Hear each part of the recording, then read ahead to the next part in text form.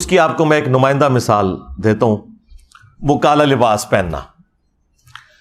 سنیوں کے بچے کو یہ رٹایا گیا کہ یہ کالا لباس جو ہے یہ جہنمیوں کا لباس ہے، نعوذ باللہ من ذالک۔ اور پوچھیں یہ لکھا کہاں ہوا ہے؟ کس حدیث کی کتاب میں لکھا ہوا ہے؟ تو وہ یہ کہیں گے کہ علماء فرماتے ہیں۔ اگر علماء فرما رہے ہیں تو اس کا مطلب ہے کہ پھر علماء غداری کر رہے ہیں اگر یہ حدیث کی کتابوں میں نہیں لکھا ہوا۔ اسی کو تو ہم نے عرض کیا ہے کہ مرنے سے پہلے اے مسلمان کر لے اس پہ غور، کتابوں کا خدا اور ہے، بابوں کا خدا اور۔ اگرچہ بابے بھی اسی خدا کو مانتے تھے لیکن انہوں نے تعلیمات اپنی دی ہیں۔ اللہ کے محبوب صلی اللہ علیہ وآلہ وسلم کو جو اللہ عز و جل نے تعلیمات دی تھی وہ انہوں نے پس پشت ڈال دی، اپنی خرافات کو انہوں نے دین بنا کے پیش کیا۔ اس لیے ہم کہتے ہیں کہ وہ خدا اور ہے۔ یہ ان معنوں میں نہیں ہے کہ کوئی وہ کسی اور خدا کی پوجا کرتا ہے، خدا تو سب کا ایک ہے۔ ہندو اسے بھگوان کہتے ہیں، کرسچن اسے گاڈ کہتے ہیں، ہم اسے اللہ کہتے ہیں، خدا کہتے ہیں، سپر نیچرل ایجنسی کہہ دیتے ہیں، سپریم بینگ کہہ دیتے ہیں، سپر نیچرل اتھارٹی کہہ دیتے ہیں۔ کوئی بھی لفظ اس کے لیے استعمال کریں جو اچھی کوالٹیز والے الفاظ ہیں، تو خدا تو سب کا ایک ہے۔ تو یہ تعلیمات انہوں نے بدل دی۔ کیا انہیں یہ نہیں پتا تھا کہ صحیح مسلم کے اندر موجود ہے کہ نبی صلی اللہ علیہ وآلہ وسلم کی وفات کے بعد اسماء بنت ابی بکر نے ایک کسروانی طیالسی کالا جبہ نکالا۔ کسروانی یعنی پرشین امپائر کا، وہ کالا ہی ہوا کرتا تھا، جس طرح سندھی اجرک ریڈ ہوتی ہے، اور اس کے اوپر گوٹ بھی لگی ہوئی تھی۔ انہوں نے کہا کہ یہ نبی صلی اللہ علیہ وآلہ وسلم کا جبہ مبارک ہے، آپ صلی اللہ علیہ وآلہ وسلم اسے پہنا کرتے تھے، اور ہم اس کا دھون مریضوں کو شفا کے لیے پلاتے ہیں۔ جو صحیح تبرک ہے نبی صلی اللہ علیہ وآلہ وسلم کا اپنا کرتا مبارک، جبہ مبارک کالا جبہ تھا جو آپ علیہ السلام پہنا کرتے تھے۔ پھر صحیح مسلم کے اندر جو حدیث موجود ہے، حدیث کسا جسے کہا جاتا ہے، جو سنی اور شیعہ دونوں کے ہاں کامن ہے، مشہور حدیث، اور اس کی راویہ بھی ہماری ماں سیدہ عائشہ سلام اللہ علیہا ہے۔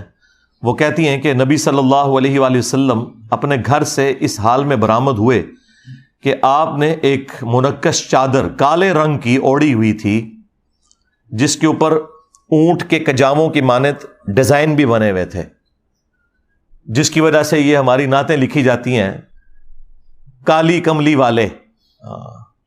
تو چٹی کملی والے کیوں نہیں کہتے؟ یہ تو جہنمیوں کا لباس نہیں ہے، نعتوں میں نہیں خیال آیا؟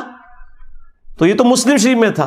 اور اما عائشہ کہتی ہیں کہ نبی علیہ السلام نے وہ چادر اوڑی ہوئی تھی، اتنے میں حسن ابن علی آئے اور نبی علیہ السلام نے انہیں اپنی چادر کے نیچے لیا، پھر حسین ابن علی آئے، پھر سیدہ فاطمہ آئیں، اور پھر مولا علی علیہ السلام آئے۔ ان سب کو نبی علیہ السلام نے اپنی چادر کے نیچے لیا، اور خود بھی۔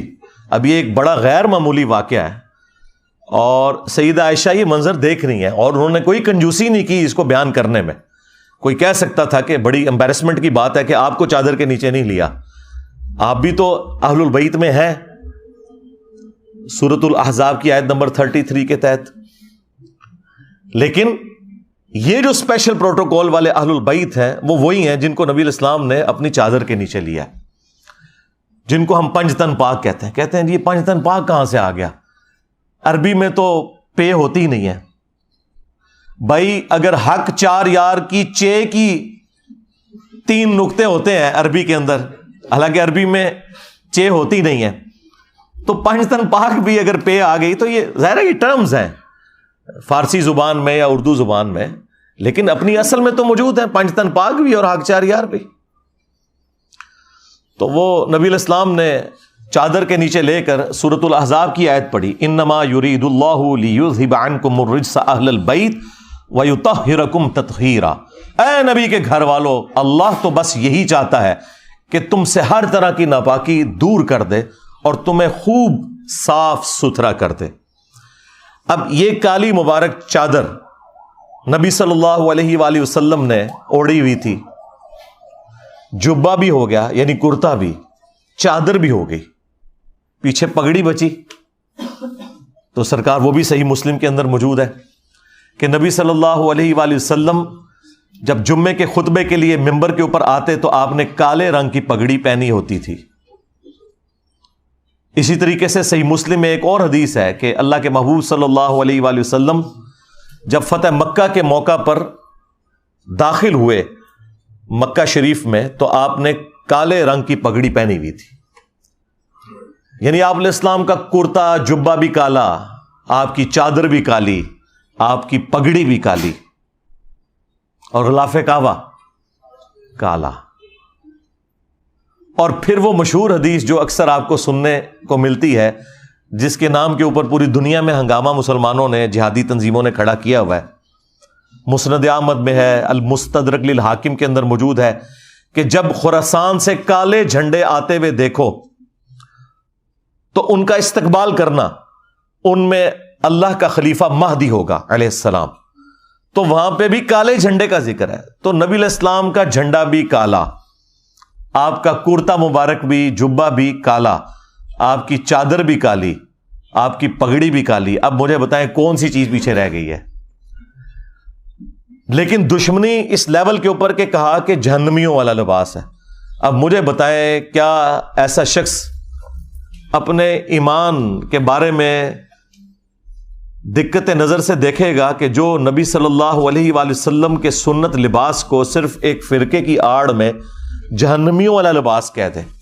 یہ میں نے آپ کو ایک نمونہ پیش کیا ہے، میں اگر صرف یہ نمونے نکال کے آپ کو دکھاؤں تو آپ کو دشمنی کا لیول نظر آئے گا کہ علماء نے کس بڑے لیول کے اوپر دھوکہ کیا ہے، اور یہ آج کے علماء نے نہیں، صدیوں سے یہ دھوکہ امت کو دیا گیا ہے۔ اسی لیے پھر میں نے اتنے پیشن کے ساتھ یہ بات عرض کی تھی کہ دیکھیں ان کے بزرگوں نے جو گمراہیاں پھیلائی تھیں اتنے بڑے لیول کے اوپر،